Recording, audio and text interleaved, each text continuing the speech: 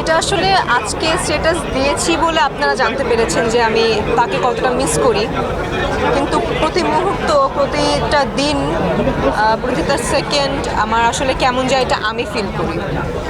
কারণ প্রতিটা সময় আমার মা আমার সাথে ছিলেন।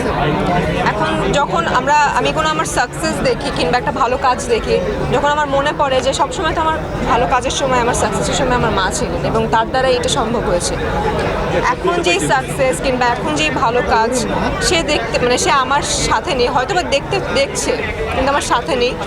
এইটা আসলে আমার কি বলবো, কলিজাতে একটা মোচড় দেয়। সেই মোচড়টা আসলে যারা মা বাবা হারিয়েছে তারাই আসলে বুঝতে পারবে।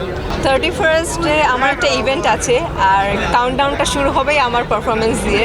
সো এটা আসলে অনেক কি বলবো, আমার জন্য অনেক অনেক অনেক বেশি কিছু, যে কাউন্টডাউন স্টার্ট হচ্ছে, একটা নতুন বছর স্টার্ট হচ্ছে আমাকে দিয়ে, আমার পারফরমেন্স দিয়ে। সো এটা অনেক বড় কিছু। এখন তো আসলে আমরা কেউ কারো ভবিষ্যৎ বলতে পারি না কিংবা কেউ ভবিষ্যৎ দেখতেও পারি না, বাট বছরের শুরুতেই এত একটা ভালো কাজ, আমরা সবসময় শুনে এসেছি শেষ ভালো যার সব ভালো তার।